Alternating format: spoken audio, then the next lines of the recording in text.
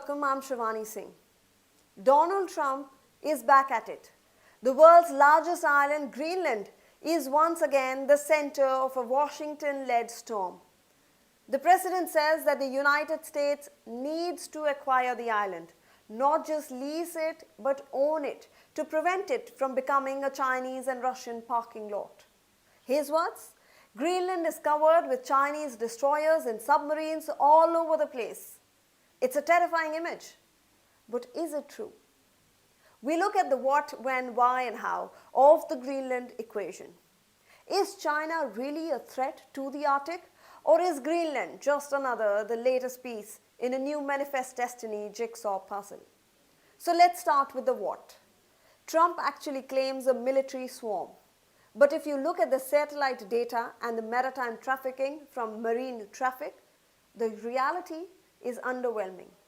Experts in defense studies call the claim nonsense. There are no Chinese destroyers in Greenland's fjords. There are no secret submarine pens near the capital of Nuuk. China's Arctic military presence is quite frankly modest. They operate a handful of icebreakers mostly for research.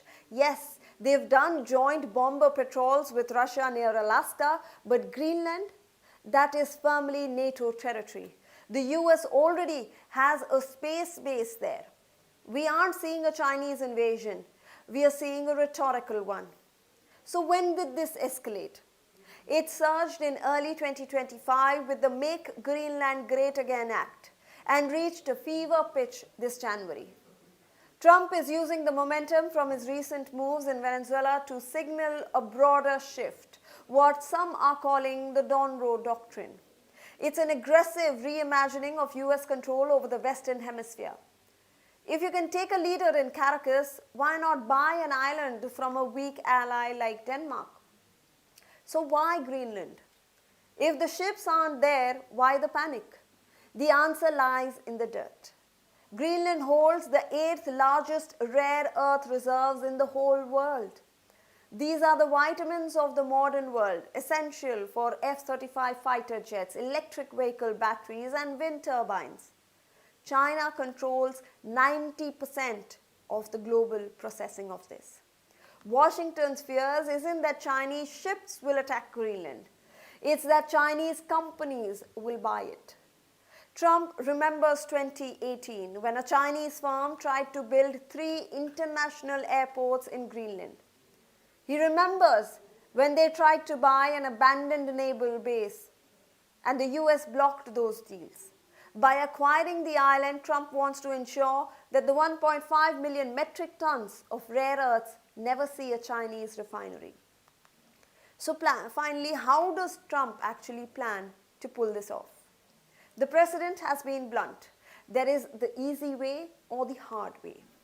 In the easy way, reports suggest that the US is considering offering direct cash payments to Greenlanders, anywhere from $10,000 to $100,000 per person, to encourage a move towards independence from Denmark and an allegiance with the US. So what's the hard way? Trump has hinted at military necessity, dismissing Denmark's defense as the 2-dog sledge. Denmark, a NATO ally, is horrified. Prime Minister Mette Frederiksen has warned that any attempt to seize Greenland would be the end of NATO. Greenland has the world's 8th largest rare earth reserves, elements that are vital for technologies including electric vehicles and military equipment. This is as per the US Geological Survey. And while China dominates global production of these critical materials, its attempt to tap Greenland's resources have seen limited success. Apart from this, Beijing launched the Polar Silk Road project in 2018, the Arctic arm of its transnational Belt and Road Infrastructure Initiative, and aims to become a polar great power by 2030. The Polar Silk Road aims to link China to Europe via Arctic routes, increasingly accessible as warming temperatures melt the Arctic sea ice. Last year, a Chinese ship reached Britain in 20 days via the Arctic, half the time of the regular Suez Canal route. The passage could transform global shipping and reduce Chinese reliance on the Straits of Malacca for its route and for its trade. But the ships have to be modified to travel through ice. Fog makes navigation difficult and the weather is extreme. Chinese ships just made 14 NSR or the Northern Sea Route voyages last year, mostly carrying Russian gas. China and Russia agreed in October to develop the Northern Sea Route along China and along Russia's northern border. So is China really a threat to Greenland? Economically, potentially. If left to the open market, Chinese capital would likely dominate Greenland's mining sector. But militarily, hardly. Chinese is a near Arctic state, but it's thousands of miles away from being an Arctic power.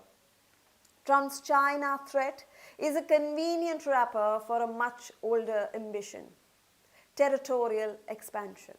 He doesn't just want to stop Beijing, he wants to remove and move the US border. In the high-stakes game of Arctic chess, the pieces aren't ships, they are minerals and maps. And Donald Trump is tired of playing by the old rules. Thanks for watching. For more such videos, subscribe to the Newsx YouTube channel, hit the bell icon.